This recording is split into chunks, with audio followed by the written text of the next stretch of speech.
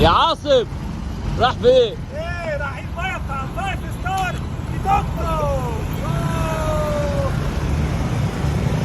عادل فين؟ عادل مع الجروب وسافرنا إلى آسيا، خدنا طيارة وطلعنا من مصر إلى جاكرتا، رايحين نستكشف جاكرتا مع بعض. يلا بينا نشوف جاكرتا وإيه اللي ممكن يتعمل في جاكرتا مع الجروب مع عادل.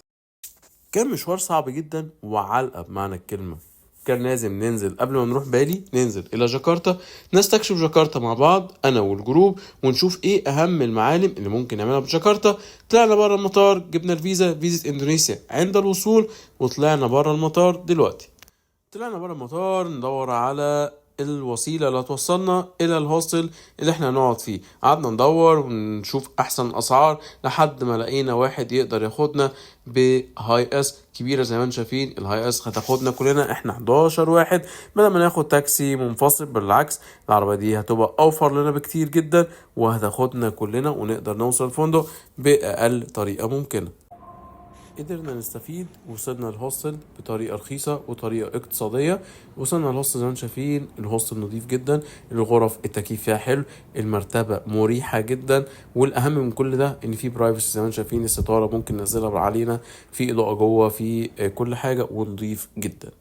اولا بوانا صباح الخير من قلب جاكرتا. في طريقنا دلوقتي لعمل جولة، جو حر جدا بس هنبدأ بقى نستكشف جاكرتا مع بعض. نمنا صحينا عشان نقدر نستكشف جاكرتا ونشوف ايه اهم المعالم واهم الاماكن اللي ممكن نشوفها في جاكرتا. هنمشي كتير، لازم الناس تبدأ تستعد على المشي. وهنروح اول خطوة هنروحها وهو النصب التذكاري لرمز الاستقلال في جاكرتا. دي اهم منطقة واهم من معالم الانشطة اللي ممكن نعملها في جاكرتا. يلا نشوف ايه هو النصب التذكاري مع بعض. النصب التذكاري اللي قدامكم ده موجود في جاكرتا بالتحديد، وهو اسمه موناس. ده تم إنشاؤه لرمز الاستقلال من الغزاة الهولنديين سنة 1945 17 أغسطس. وتم إنشاء المبنى اللي قدامكم ده بالظبط يوم 17 أغسطس 1975. طوله 132 متر، وده من أطول المباني الموجودة، وجنبه على طول مسجد الاستقلال هتشوفوه دلوقتي. مسجد الاستقلال ما هو إلا عبارة عن تحفة معمارية جميل جدا.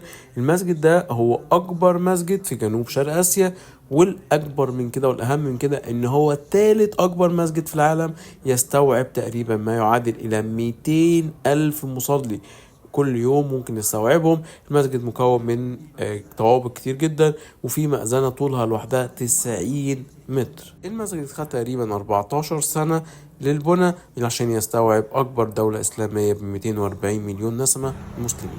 بعد ما خلصنا الجامع، قدام الجامع على طول كاتدرائية جاكرتا، والكاتدرائية دي بنيت سنة 1901 وهي رومانية كاثوليكية، ودي من أهم المعالم واللي لازم نزورها. تاريخها كبير جدا يا جماعة، بنيت سنة 1901، خدت تقريبا 15 سنة عشان يتم بنائها. وهي زي ما قلت لكم هي كنيسة أو كاتدرائية رومانية كاثوليكية. بعد ما خلصنا الكاتدرائية رحنا اتمشينا شوية وقدرنا نوصل إلى كاوسان جلودوك، ودي تشاينا تاون. وصلت أنا والجروب. تشاينا تاون طبعا معروفة في أغلبية دول آسيا وأغلبية دول العالم، بيبقى فيها أهم المنتجات اللي ممكن نشوفها، ويبقى فيها الشوبينج بيبقى رخيص جدا، وده موجودة في قلب جاكرتا، ودي من أهم الأماكن اللي لازم نزورها في جاكرتا. شعور ان انت هتبقى تحس انك ماشي في العتبة في مصر، بس فعلا هتلاقي منتجات جميلة جدا، والاهم من ان هي المنتجات جميلة كمان السعر خيالي. هتلاقي الاسعار رخيصة جدا، مش قادر تفهم هي ليه الاسعار بالشكل ده، بس فعلا كمان الكواليتي حلوة. مش عشان هي في الشارع يبقى الحاجة وحشة، الحاجة كويسة جدا والكواليتي بتاعتها كويسة جدا. بعد ما خلصنا تشاينا تاون يلا بينا نشوف هنروح فين مع بعض. في قلب ميدان تمان فتح الله تقريبا باتافيا كافيه، ده من اشهر واهم المطاعم اللي لازم تدخلوها.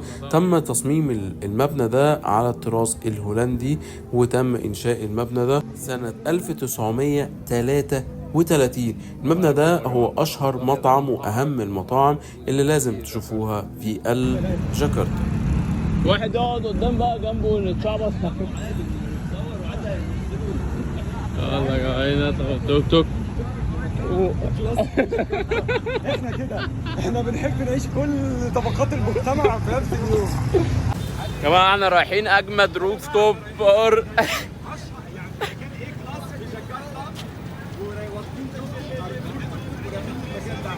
يا جماعه شوف الناس كلها توك توك ورايحين مطعم 5 ستارز، يعني اي كلاس الاي بلس كمان، ورايحين له بتوك توك. يا رب يدخلونا في الاخر.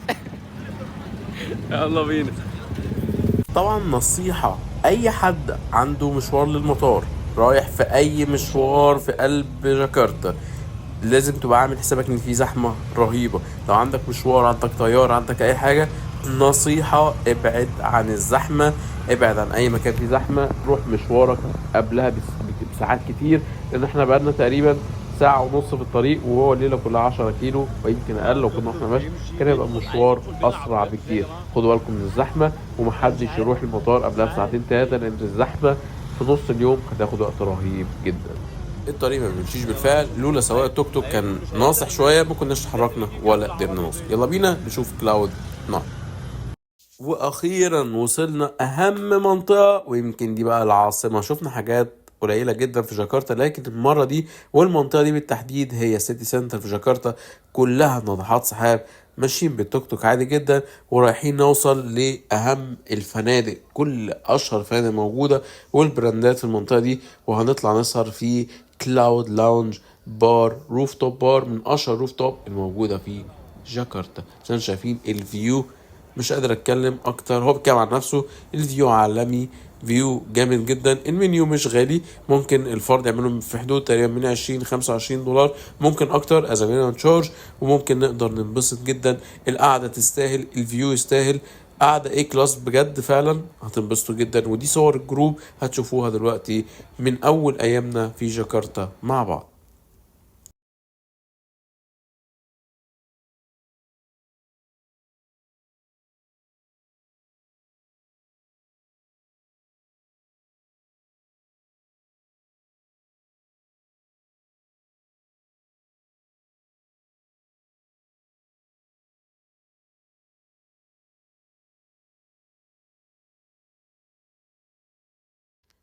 وده خط سير الرحله بالشكل اللي انتم شايفينه. ابتدينا من الهوست اللي احنا كنا قاعدين فيه، ورحنا نصب تسكاري ومردكالا سكوير وتشاينا تاون وباتافيا وفتح الله اولد تاون، ودي الاولد تاون الجميله اللي شفتوها. ورحنا كل الاماكن والكاتدرائيه، فضلنا خدنا كل اللي انتم شايفينه ده 4 ساعات ماشي، 4 ساعات ماشي بكل بساطة قدرنا. وفي كل وقت بنمشي فيه كنا بنستريح عادي جدا، وفي الآخر ختمناها زي ما انتم شايفين بكلاود لاونج جاكرتا روف توب. لو الفيديو عجبكم ما تنسوش تعملوا لايك وشير وسبسكرايب وتعملوا منشن لاصحابكم، وانتظروني فيديو جديد مع عادل حول العالم ورحلات جروب كتيرة حول العالم.